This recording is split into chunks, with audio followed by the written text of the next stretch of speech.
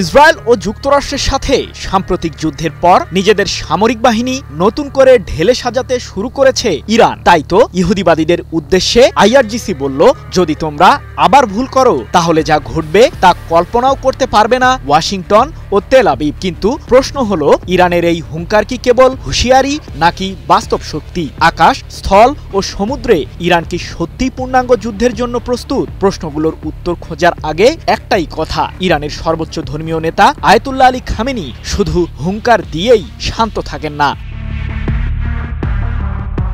ইরানের বিরুদ্ধে সাম্প্রতিক 12 দিনের যুদ্ধে ইসরায়েল ও যুক্তরাষ্ট্র ইতি টানলেও প্রতিদিনই তেহরানকে ঘিরে ষড়যন্ত্র চালিয়ে যাচ্ছে ইহুদিবাদী শক্তি। নিষেধাজ্ঞার হুমকি আর গোয়েন্দা তৎপরতার মাধ্যমে ইরানের গুরুত্বপূর্ণ তথ্য হাতিয়ে নেওয়া কোনো কিছুই যেন বাদ রাখছে না ইসরায়েল। কিন্তু কঠোর গোপনীয়তার মাঝেও ইহুদিবাদীদের সকল ষড়যন্ত্র সম্পর্কে আগে থেকেই টের পায় তেহরান। তাই তো সাম্প্রতিক যুদ্ধে ইসরায়েল ও যুক্তরাষ্ট্রকে দাঁত ভাঙা জবাব দিয়ে সফলতা এনেছে ইরানের সর্বোচ্চ প্রতিরক্ষা বাহিনী আইআরজিসি।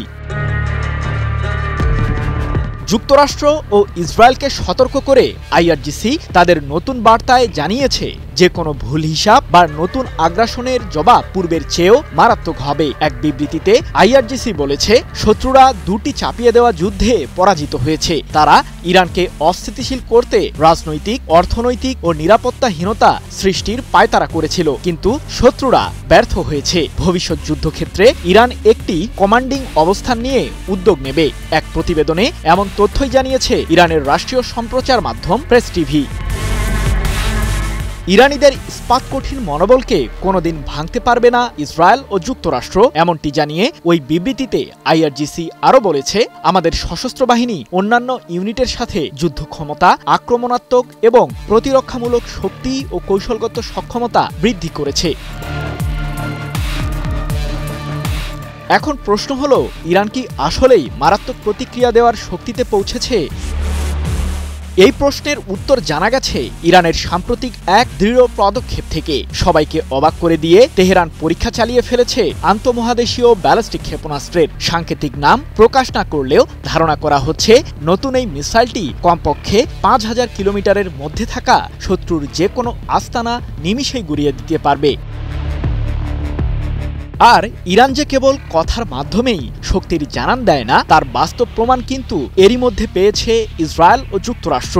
গত 13 জুন ইরান জুড়ে যখন ইসরায়েল বিমান হামলা শুরু করল, তার ঠিক 24 ঘন্টার মাথায় আইআরজিসি ইহুদিবাদী দেশটিকে এমন জবাব দিল, যা কল্পনা করতে পারেননি ইসরায়েলের প্রধানমন্ত্রী বেনিয়ামিন নেতানিয়াহু।